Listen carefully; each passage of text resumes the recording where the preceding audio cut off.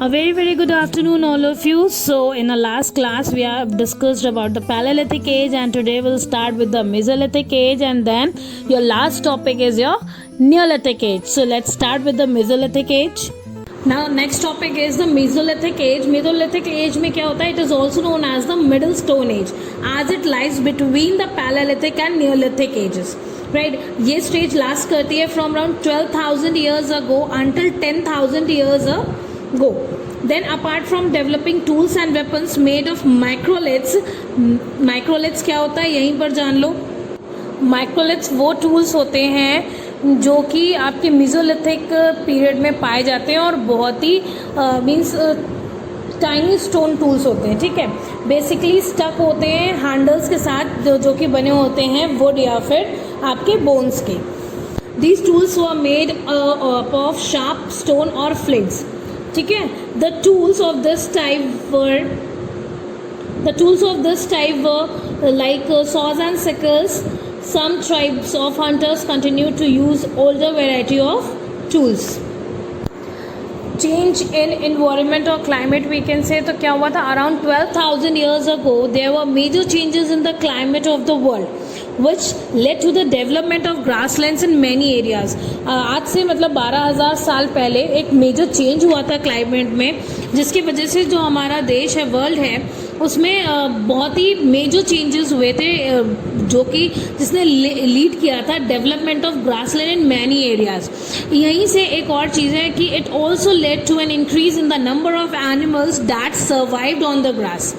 या मतलब कहने का ये है कि यहीं से एक चीज़ और हुई थी, और वो ये थी कि जो एनिमल्स सर्वाइव कर रहे थे ग्रास पे, उनका नंबर भी बहुत ज़्यादा इंक्रीज़ कर गया था, क्योंकि उस टाइम तक जो आपका पैलेलिथिक मैन था उसने फायर डिस्कवर कर लिया था, और वो डिफरेंट टाइप्स की कुकिंग्स, मतलब जो पहले सिर्फ आपके हंटिंग पे डिपेंडेंट था, अब वो हंटिंग, ओनली हंटिंग एक उनका मील नहीं रह गया था, अब वो अपना खाना भी बनाते थे.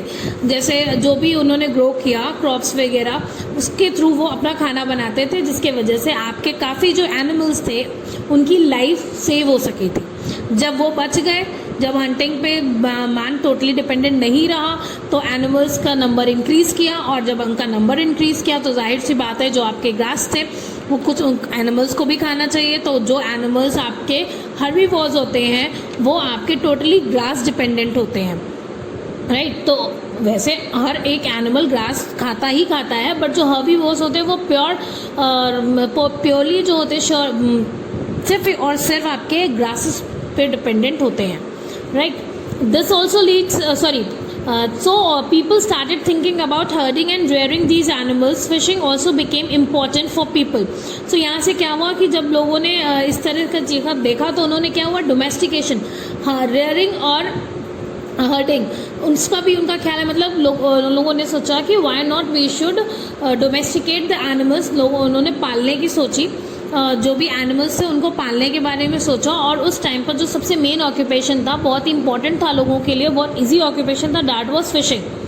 Right, then the beginning of farming and herding.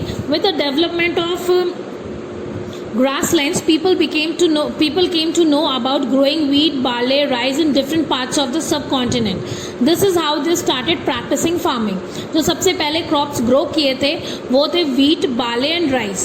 Right, people also attract and then tame animals by leaving food for them near their shelters. उन्होंने people ने क्या किया, अब एनिमल्स को टेम करना स्टार्ट कर दिया, उनको खाना देना स्टार्ट किया, उनको पालना स्टार्ट किया. और then the first animal to be tamed was the wild ancestor of the dog. जो सबसे पहला एनिमल उन्होंने टेम किया था, डोमेस्टिकेट किया था, वो था wild ancestor of the dog. और animals such as sheep, goat, cattle and also the pig lived in huts and most of them ate grasses. Often the people protected these animals from attacks by other wild animals. This is how they became herders.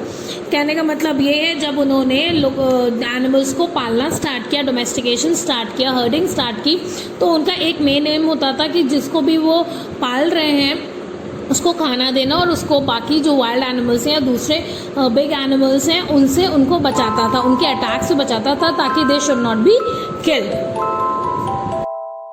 So now this is your last topic, that is the Neolithic age.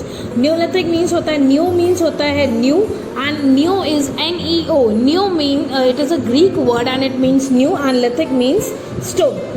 So this stage began from around 10,000 years ago and is characterized by the new developments. New developments में क्या क्या include होता है? एक होता है domestication of the plants and animals, फिर है invention of pottery, first by hand and then later potter's wheel.